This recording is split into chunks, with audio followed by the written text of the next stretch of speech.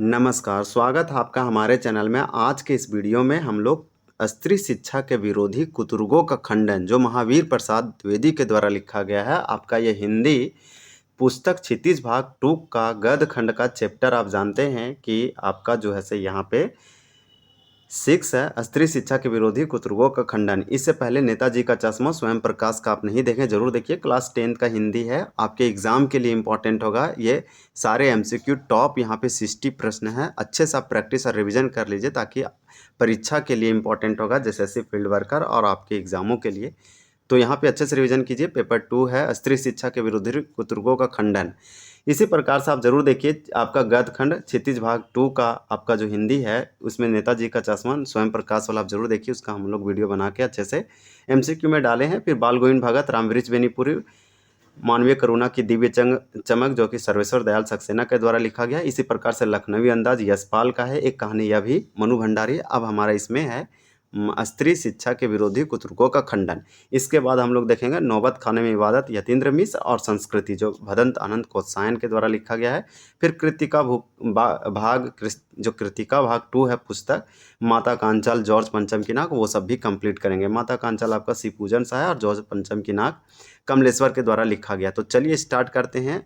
तो देखिए आपके लिए इंपॉर्टेंट होगा। पहला प्रश्न आपसे यहाँ पूछा जा रहा है, एक एक करके देखेंगे। बहुत अच्छे से आप प्रैक्टिस और रिवीजन कर लीजिए ताकि एग्जाम में आपसे एक भी क्वेश्चन ना छूटे। और यही सब क्वेश्चन बार बार पूछा जाएगा घुमा उमा के, बस आपको बहुत अच्छे से आना चाहिए।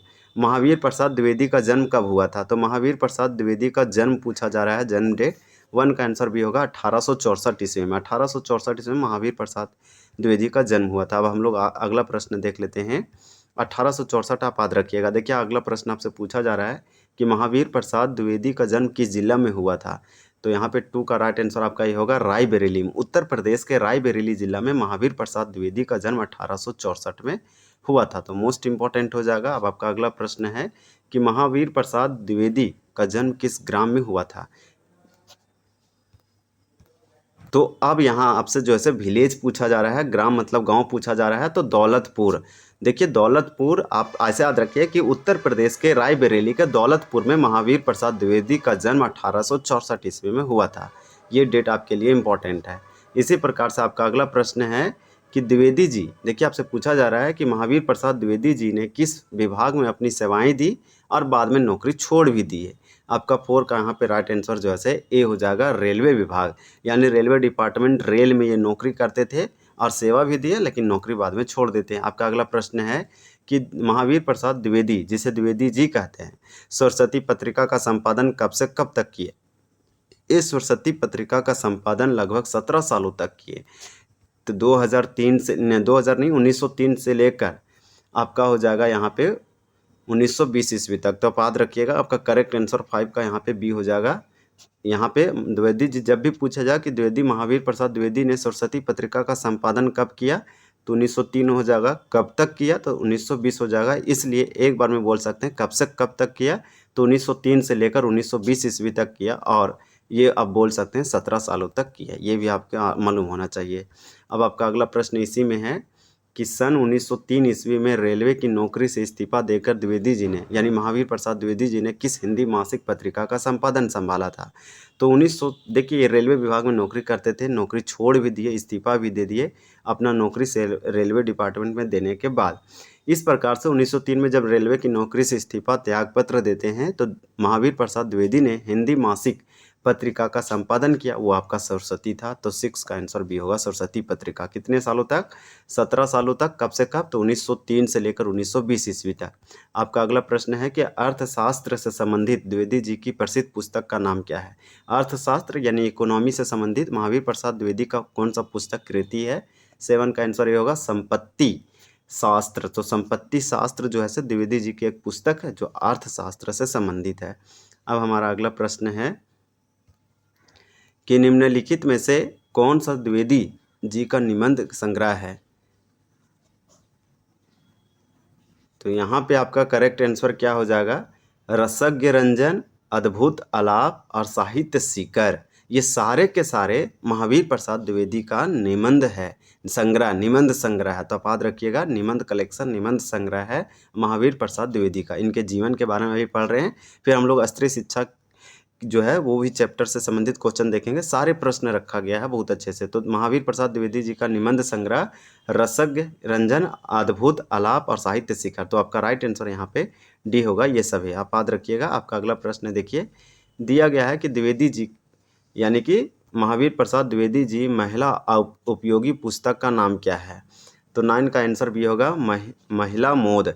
महिला मोद ये महावीर प्रसाद द्विवेदी जी का पुस्तक का नाम है जो कि महिला उपयोगी है। इसी प्रकार से आपका अगला प्रश्न है, और प्रश्न ये है कि द्विवेदी जी कविताओं का संग्रह कौन सा है। महावीर प्रसाद द्विवेदी जी के कविताओं का संग्रह जो कि द्विवेदी जी का, तो कविताओं का संग्रह कौन सा है जो द्विवेदी जी के द्वारा लिखा गया। 10 का आंसर डी होगा द्विवेदी काव्यमाला। द्विवेदी काव्यमाला, जितने भी महावीर प्रसाद द्विवेदी ने कविता लिखा उस कविताओं का संग्रह का नाम द्विवेदी काव्यमाला है। तो राइट आंसर आपका यहाँ पे डी होगा। आपको अच्छे से याद रखना है। अब आपका अगला प्रश्न है, प्रश्न ये है कि महावीर प्रसाद द्विवेदी जी के दर्शन संबंधी रचना निम्नलिखित में से कौन सी है। तो आपका यहाँ पे 11 का राइट आंसर सी हो जाएगा आध्यात्मिक। आध्यात्मिक जो है द्विवेदी जी के दर्शन संबंधी रचना है। अब आपका अगला है, देखिए कि द्विवेदी जी का संपूर्ण साहित्य किस नाम से प्रकाशित हुआ। तो करेक्ट आंसर यहाँ पे आपका क्या हो जाएगा, महावीर प्रसाद द्विवेदी रचनावली। तो महावीर प्रसाद द्विवेदी रचनावली के नाम से द्विवेदी जी का संपूर्ण साहित्य जो है प्रकाशित हुआ। अब आपका इसी में अगला प्रश्न है कि महावीर प्रसाद द्विवेदी रचनावली कुल कितने खंडों में प्रकाशित है।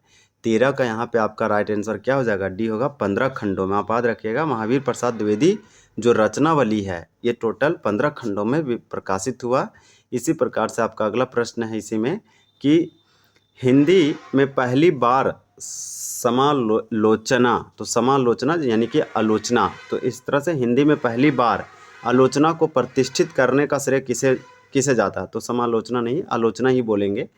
तो हिंदी में पहली बार आलोचना को प्रतिष्ठित करने का श्रेय जो से आपका महावीर प्रसाद द्विवेदी को जाता है। आपका राइट आंसर यहाँ पे डी हो जाएगा। आप याद रखिएगा। आपका देखिए अगला प्रश्न है, यहाँ पे जयशंकर प्रसाद का नाम आया, तो जयशंकर प्रसाद का हम लोग का यहाँ पे पढ़ना क्या है। तो आप याद रखिएगा आत्मकथ्य। देखिए द्विवेदी जी की कविता की भाषा के रूप में ब्रज भाषा के किस जगह जो से किस बोली को प्रतिष्ठित किया। तो आपका यहाँ पे 15 का राइट आंसर क्या हो जाएगा, बी होगा खड़ी बोली। द्विवेदी जी ने कविता की भाषा के रूप में ब्रज भाषा को जो है खड़ी बोली के रूप में प्रतिष्ठित किया। अब आपका अगला प्रश्न है, स्त्री शिक्षा के विरोधी कुतर्कों का खंडन लेख पहली बार कब और किस पत्रिका में प्रकाशित हुआ था। तो ये वाला प्रश्न इंपॉर्टेंट है। स्त्री शिक्षा के विरोधी कुतर्कों का खंडन पहली बार आपका यहाँ पे सरस्वती पत्रिका हो जाएगा, क्योंकि सरस्वती पत्रिका का 17 सालों तक संपादन किए महावीर प्रसाद द्विवेदी, और महावीर प्रसाद द्विवेदी के द्वारा लिखा गया स्त्री शिक्षा के विरोधी कुतर्कों का खंडन 1903 से लेकर 1920 ईस्वी तक। तो आपका यहाँ सरस्वती हो जाएगा यानी सितंबर 1914। तो आपका करेक्ट आंसर यहाँ पे सी है, याद रखिएगा 16 का सितंबर यानी सितंबर 1914 सरस्वती। अब आपका अगला प्रश्न है कि स्त्री शिक्षा के विरोधी कुतर्कों का खंडन लेख सरस्वती पत्रिका में मूलतः किस नाम से प्रकाशित हुआ था। तो आपका 17 का यहाँ पे राइट आंसर होगा पढ़े लिखों का पंडित्य। तो पढ़े लिखों का पंडित्य के नाम से स्त्री शिक्षा के विरोधी कुतर्कों का खंडन सरस्वती पत्रिका में प्रकाशित हुआ था। फिर आपसे पूछा जा रहा है कि स्त्री शिक्षा के विरोधी कुतर्कों का खंडन शीर्षक लेख को द्विवेदी जी ने बाद में अपनी किस पुस्तक में प्रकाशित किया। 18 का यहाँ पे आपका राइट आंसर सी हो जाएगा महिला मोद। तो महिला मोद आप याद रखिए आपने किस पुस्तक में शामिल किया, तो महिला मोद में शामिल किया द्विवेदी जी ने।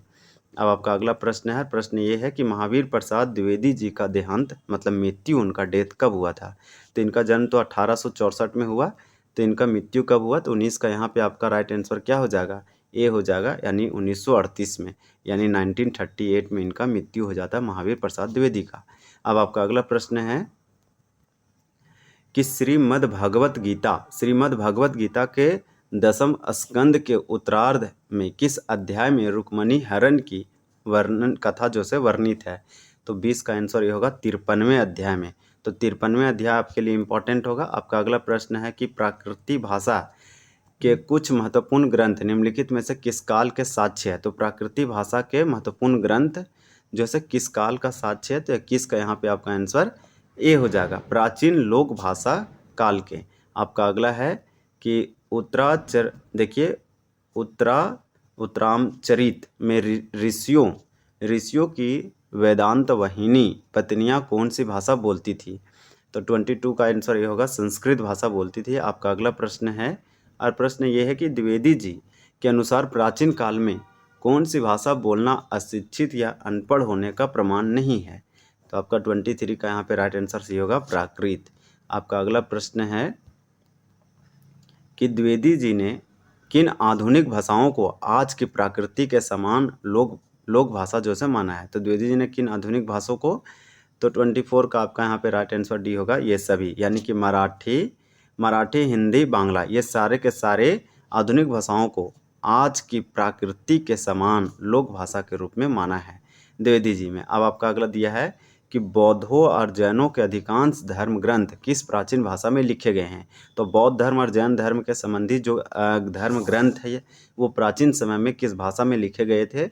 25 का आंसर भी होगा, प्राकृत भाषा में, क्योंकि बौद्ध और जैन के समय प्राकृत भाषा बोला जाता था। ये लोकचाल की भाषा थी, आम भाषा थी।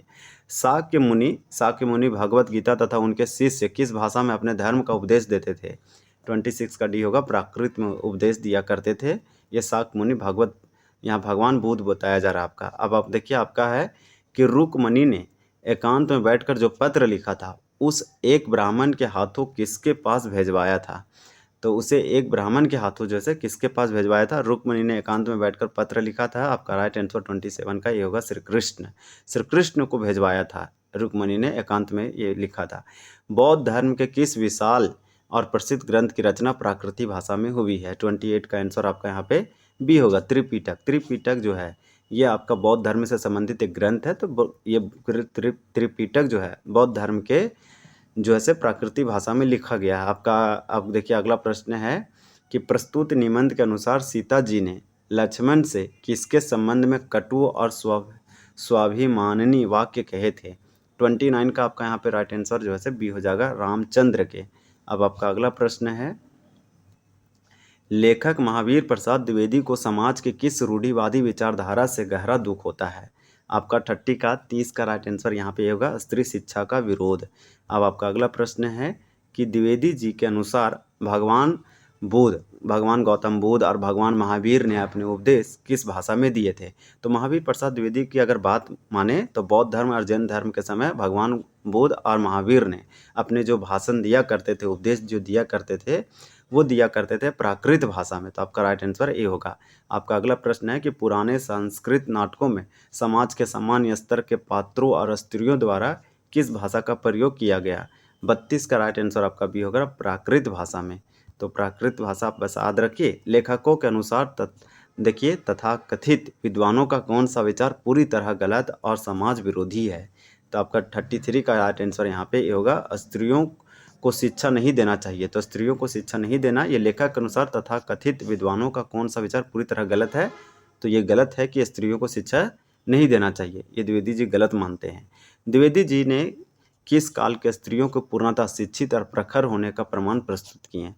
तो आपका 34 का यहाँ पे राइट आंसर ये होगा, वैदिक काल। वैदिक काल के जो स्त्री हुआ करती थी वो पूर्णतः शिक्षित और प्रखर मतलब तेज तर्रार हुआ करती थी। आपका अगला है कि लेखक के अनुसार प्राचीन काल में जो स्त्रियों को किस प्रकार की ललित कलाओं की पूरी आज़ादी थी?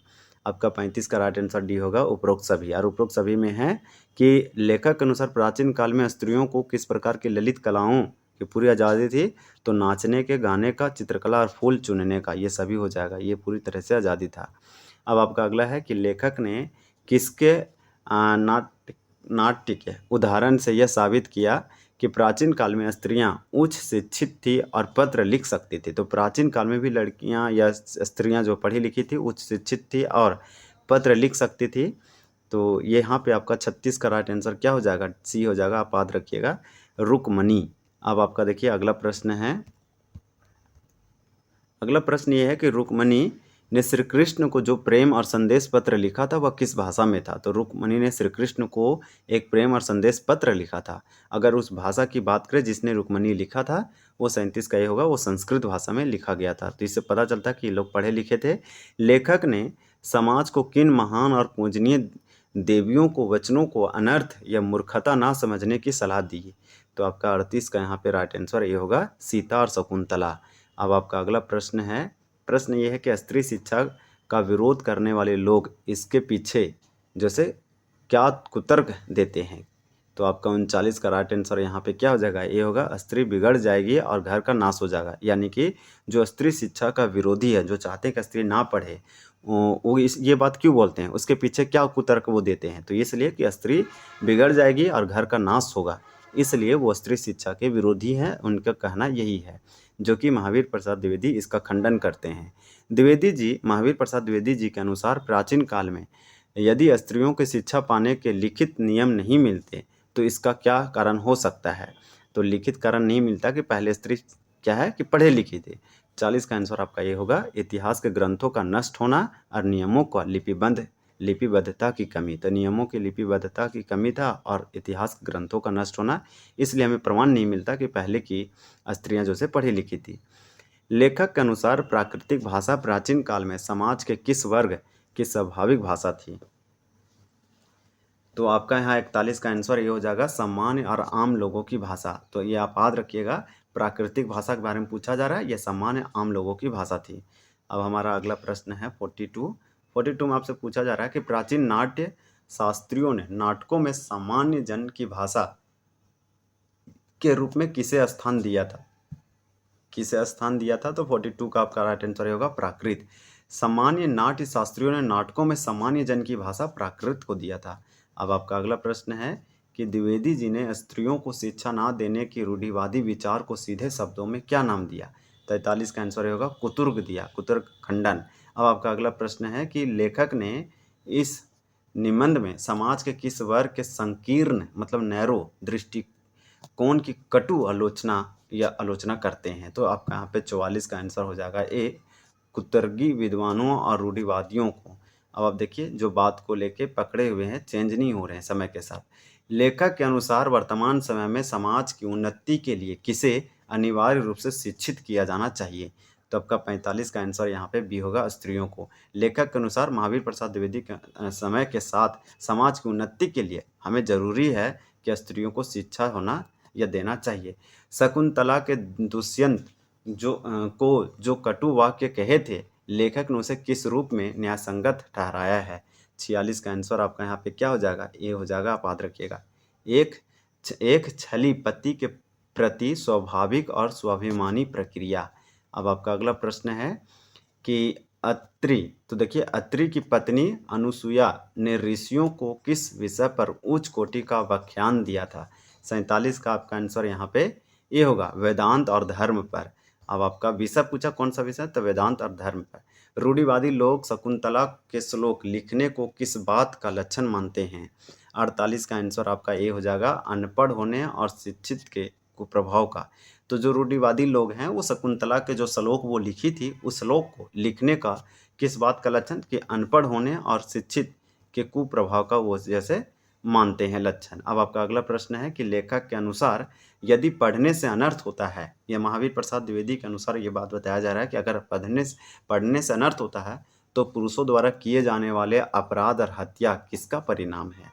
तो यहाँ पे 49 का राइट आंसर आपका ये होगा, उनकी शिक्षा और बुद्धि का ही आप बोल सकते हैं कि विनाश है और नुकसान है। देखिए, शंकराचार्य जैसे महान दार्शनिक को सशास्त्र में पराजित करने वाली विदुषी महिला कौन थी। तो शंकराचार्य जैसे महान दार्शनिक को हराने वाली कौन वैसे विदुषी महिला थी। तो आपका यहाँ पे 50 का आंसर ये हो जाएगा, मंडन मिश्र की पत्नी। तो मंडन मिश्र की पत्नी आप याद रखिएगा। देखिए, जनक की सभा में बड़े बड़े विद्वानों को निरुत्तर करने वाली प्रसिद्ध विदुषी कौन थी। तो जनक की सभा में आपका यहाँ पे 51 का आंसर ये होगा, ये गार्गी थी। तो गार्गी का नाम आपका लिए इम्पोर्टेंट होगा। देखिए, महावीर प्रसाद द्विवेदी के अनुसार किसी भी भाषा की महत्तम किस बात से तय होती है। तो यहाँ 52 का आंसर ये होगा, उसमें रचे गए उत्तम साहित्य और लोक उपयोगिता। तो लोक उपयोगिता और उसमें रचे गए उत्तम साहित्य, इसी से पता चलता है कि किसी भाषा की महत्व किस बात से है। अब देखिए कि निबंध में पढ़े लिखों का पांडित्य किस पर करारा व्यंग है। तो निबंध में पढ़े लिखों पर पांडित्य, तो आपका यहाँ पे 53 का आंसर ये होगा, रूढ़िवादी और संकीर्ण सोच वाले पढ़े लिखे पुरुषों पर, यही एक व्यंग किया गया है। अब आपका अगला प्रश्न है कि प्राचीन काल में बौद्ध धर्म के उपदेशों को जन जन तक पहुंचाने में किस भाषा का सबसे बड़ा योगदान था? तो 54 का आपका यहाँ पे राइट आंसर क्या हो जाएगा? तो ये होगा प्राकृत यानी पाली भाषा। अब आपका अगला प्रश्न है कि लेखक के अनुसार स्त्रियों के लिए विश्वविद्यालय और विद्यालय खोलना समाज के लिए कैसा कदम है? तो महावीर प्रसाद द्विवेदी के अनुसार कि लड़कियों स्त्रियों के लिए विश्वविद्यालय और विद्यालय यूनिवर्सिटी और कॉलेज खोलना समाज के लिए कैसा कदम है? तो 55 का आंसर आपका यहाँ पे ये होगा अत्यंत आवश्यक और प्रगतिशील है, समाज और देश का प्रगति होगा। द्विवेदी जी ने इस लेख में किस शैली का मुख्य रूप से प्रयोग किया है? तो 56 का आंसर आपका यहाँ पे ये होगा तर्कपूर्ण, विचारात्मक और व्यंग्यात्मक शैली। व्यंग किया है लोगों पे, विचारात्मक और तर्क भी दिए हैं। अब आपका अगला प्रश्न है कि सीता का परित्याग करने के बाद रामचंद्र जी को लक्ष्मण के माध्यम से भेजा गया सीता का संदेश क्या दर्शाता है? 57 का ये होगा कि उनका आत्मसम्मान, साहस और धर्मरायणता। तो इस प्रकार से इसको आप अच्छे से एक बार देख लीजिए। देखिए अगला प्रश्न है कि द्विवेदी जी के अनुसार शिक्षा का असली उद्देश्य क्या होना चाहिए? तो आपका 58 का यहाँ पे राइट आंसर ये होगा कि बुद्धि का विकास और सही गलत की पहचान। तो बुद्धि का विकास और सही गलत की पहचान। आपका अगला प्रश्न है कि यदि कोई व्यक्ति स्त्रियों को अशिक्षित रखने की वकालत करता है तो लेखक उसे समाज का क्या मानते हैं? तो 59 का राइट आंसर ये हो जाएगा समाज का अहित करने वाला या अज्ञानी। अब आपका इस वीडियो का अंतिम और लास्ट है कि इस पाठ का मुख्य संदेश मोरल क्या है? 60 का आंसर ये होगा कि स्त्री और पुरुष दोनों की शिक्षा समान रूप से समाज के विकास के लिए अनिवार्य है। तो टॉप हम लोग 60 प्रश्न देखे। इस तरह से आपका ये बहुत अच्छे से कंप्लीट होता है स्त्री शिक्षा, और ये महावीर प्रसाद द्विवेदी के द्वारा लिखा गया ये हमारा आंसर जो हम आपको बता दिए हैं। तो अब इससे पहले हिंदी के चैप्टर को नहीं देखें, ज़रूर देखिए, आपके एग्जाम में सारे प्रश्न पूछे जाएंगे और हर चैप्टर से 40, 50, 60 क्वेश्चन हम लोग कंप्लीट कर रहे हैं ताकि आप अच्छे से रिवीजन कर सकें एग्जाम में। हम लोग प्रैक्टिस सेट भी लाएंगे मिक्स सारे चैप्टरों का, लेकिन पहले आप जो है चैप्टर वाइज जो है क्षितिज और कृति का भाग का कंप्लीट कर लीजिए। इसी तरह से वीडियो देखने के लिए धन्यवाद।